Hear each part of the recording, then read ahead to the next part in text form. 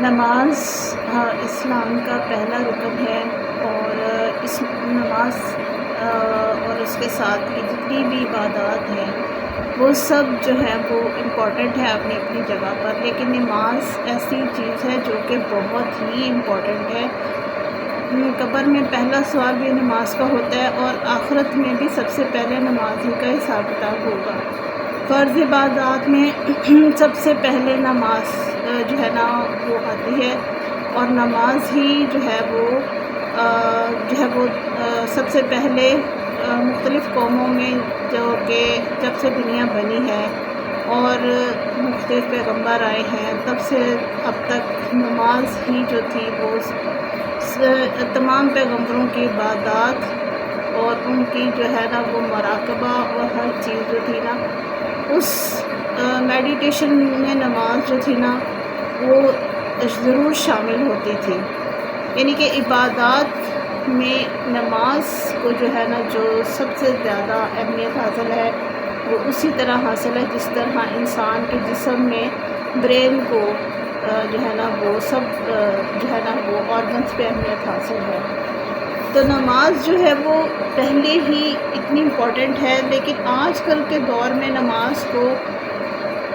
پتہ نہیں کیا سے کیا بنایا جا رہا ہے۔ کبھی نماز کو ٹیکنالوجی کہا جا رہا ہے، کبھی نماز کو یوگا کہا جا رہا ہے، کبھی ایکسرسائز بنایا جا رہا ہے، کبھی کچھ، یعنی نماز کو بھی ایک سائنسی جو ہے نا وہ فارمیشن دی جا رہی ہے کہ کسی طریقے سے لوگوں کو قائل کرنے کے لیے نماز کو سائنٹیفکلی جو ہے نا ڈیفائن کیا جائے اور بتایا جائے کہ نماز جو ہے نا وہ ایک سائنس ہی ہے، یعنی کہ نماز کو توڑ مروڑ کے سائنس ہی بنایا جا رہا ہے تاکہ لوگ جو ہے نا وہ اٹریکٹ ہوں اور نماز کی طرف آئیں۔ ظاہری بات ہے جب لوگ اٹریکٹ ہوں گے اور نماز کی طرف آئیں گے اس کی وجوہات جان کے پھر ہی آئیں گے نا، ظاہر ہے جب وہ دیکھیں گے کہ جی نماز سے ان کو یہ فزیکل فٹنسز بھی مل رہی ہیں اور جو ہے نا وہ ان کی برین کی ٹینشنز وغیرہ ریلیز بھی ہو رہی ہے، تو وہ اس سائڈ پہ پھر چل نکلتے ہیں، بجائے اس کی کہ وہ نماز کو اس کی روح کے ذریعے سے اس کے فوکس کریں، نماز کو اس کی روح کے حوالے سے وہ دیکھیں، وہ پھر اس نماز کو جو ہے نا وہ پریکٹیکلی ایک ساؤنڈ ایفیکٹ بنانے جا رہے ہوتے ہیں، کبھی نماز کو وہ ٹیکنالوجی بنانے جا رہے ہیں، کبھی کچھ۔ ایک چیز اور بھی ہے کہ نماز ٹھیک ہے، نماز معراج بتائی گئی ہے، لیکن معراج کس سینس میں ہے یہ میں آج آپ کو بتاؤں گی۔ نماز کے روحانی فائدے کیا ہیں، نماز کی فزیکل فٹنس کے حساب سے فائدے کیا ہیں، نماز جو ہے وہ ہمیں کیا کیا بینیفٹس دے رہی ہے عام معمولات میں اور اجتماعی معمولات میں کیا بینیفٹس دے رہی ہے، تو یہ ساری باتیں اس ویڈیو میں ڈسکس ہوگی، اس کو آپ خود تک دیکھیں۔ پہلی چیز پہ آتے ہیں ٹیکنالوجی۔ ٹیکنالوجی کیا ہے؟ ٹیکنالوجی کی ڈیفینیشن یہ ہے کہ technology is the application of conceptual knowledge to achieve practical goals۔ تو جب ہم کسی چیز کو ایک اسکل ورک، یعنی اس کو دوسرا نام آپ اسکل ورک دے لیں کہ نماز جو ہے وہ آپ اگر اس کو ٹیکنالوجی بناتے ہیں تو وہ صرف ایک اسکل بن جاتی ہے۔ اسی طرح سے اگر آپ نماز کو جو ہے نا وہ ایک یوگا بنا لیتے ہیں تو وہ نماز ایک فزیکل فٹنس صرف رہ جاتی ہے، لیکن چونکہ نماز فزیکل فٹنس سے بھی آگے چیز کا نام ہے، اس لیے ہمیں جو ہے نا نماز کو پراپرلی ڈیفائن کرنا ہوگا کہ ایکچولی نماز ہے کیا چیز ہے۔ اب آ جاتے ہیں سب سے پہلے معراج کے واقعے پہ کہ معراج کا واقعہ جو آپ صلی اللہ علیہ وسلم کو سن 10 نوری کو پیش آیا اور آپ معراج پر تشریف لے کے گئے، تو اس میں کیا ہوا تھا؟ تو ہم اگر یہ دیکھتے ہیں کہ آپ صلی اللہ علیہ وسلم کو براق پر لے کر جایا گیا، ٹھیک ہے، تو براق پر لے کے جانے کا جو یہاں سے جو مسجد حرام سے مسجد اقصیٰ تک کا ڈسٹینس ہے وہ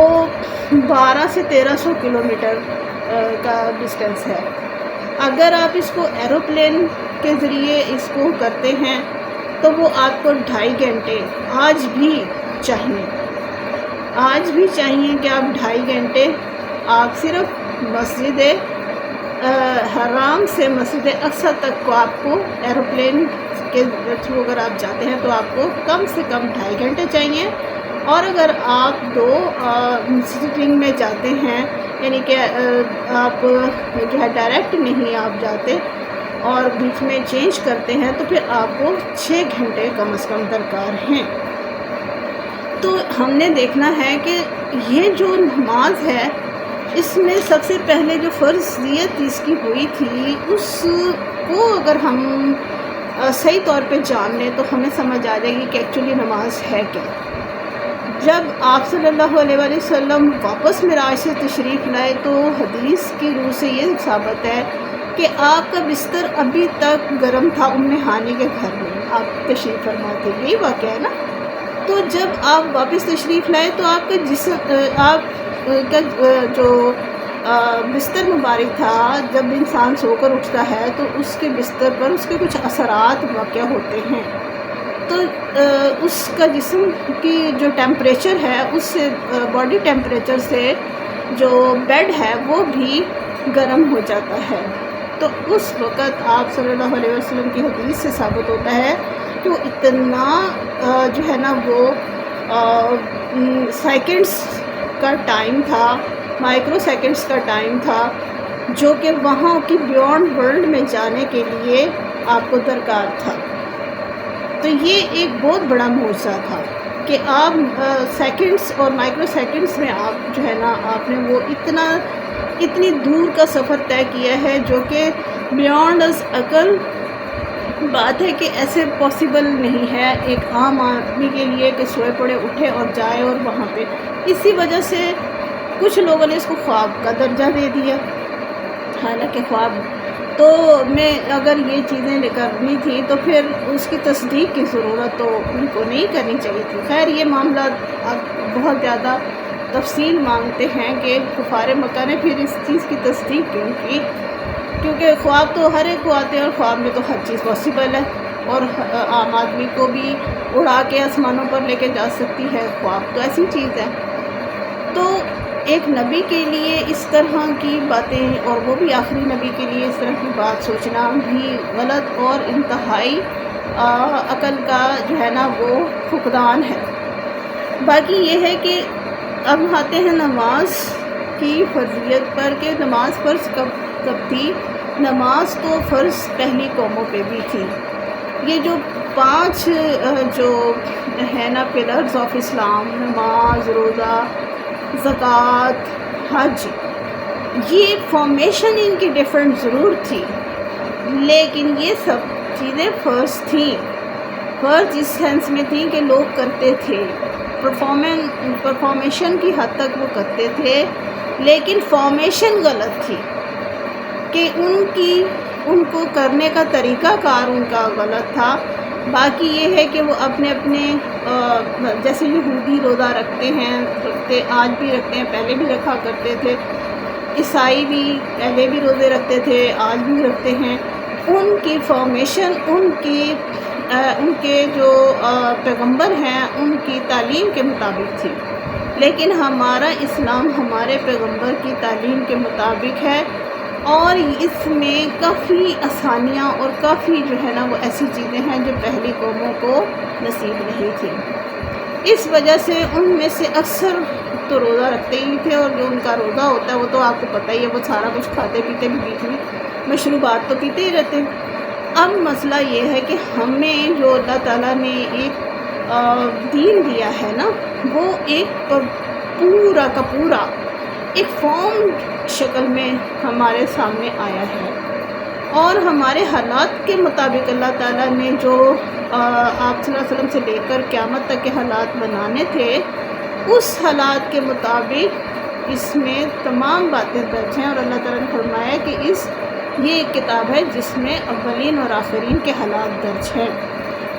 تو ہمیں اس بات کو سمجھنے کے لیے سب سے پہلے ہمیں یہ سوچنا ہوگا کہ ہمیں جب اس دنیا سے جانا ہے نکل کے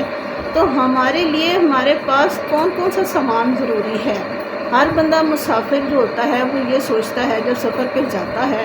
تو اس کو پتہ ہوتا ہے کہ جی میرے پاس یہ بھی ہونا چاہیے، اتنا % کھانا ہونا چاہیے، اتنے % میرا لگیج تیار ہونا چاہیے، اور میں وہاں جا رہا ہوں تو مجھے یہ چیزیں میرے کام آئیں گی۔ اسی طرح جب دنیا سے انسان جاتا ہے تو اس کو بھی ایک لگیج کی ضرورت ہے، اور وہ لگیج ان مصریوں کا لگیج نہیں ہے کہ جو ہے نا عقل کی کمی کی وجہ سے انہوں نے اس طرح کی باتیں جو ہے نا وہ افطرائیں باندھ لیں، اور جو ہے نا وہ سمجھنا شروع کر دیا کہ شاید یہ جو پیغمبر کہتے ہیں کہ سامان کی ضرورت ہے، انسان مسافر ہے، آگے جانا ہے، اس کو آگے کے لیے امال کی ضرورت ہے، تو وہ سمجھے کہ شاید آگے کے لیے کھانے پینے کی ضرورت ہے، تو اس وجہ سے انہوں نے یہ ساری چیزیں باندھنی شروع کر دی۔ اب آتے ہیں ہم اپنے واپس ٹاپک پہ، جس میں کہ نماز کی بات ہے۔ تو نماز، روزہ، زکوٰۃ، حج کسی نہ کسی فارم میں ہر جگہ پہ اور ہر قوم میں موجود تھا۔ تو اب ہم کہتے ہیں کہ جی نماز جو ہے وہ اس میں فزیکل فٹنس کے حساب سے کیا باتیں آتی ہیں، جیسے یوگا ہے، یوگا میں آپ بریتھ کرتے ہیں، آپ انہیل کرتے ہیں، آپ کو کچھ پاورز محسوس ہوتی ہیں۔ تو نماز جو ہے وہ اس طرح سے ایک میڈیٹیشن ضرور ہے کہ آپ اللہ تعالیٰ کے سامنے جب آپ جانماز پہ کھڑے ہوتے ہیں نا تو آپ کو فیلنگز کیسے ڈیولپ ہو سکتی ہیں۔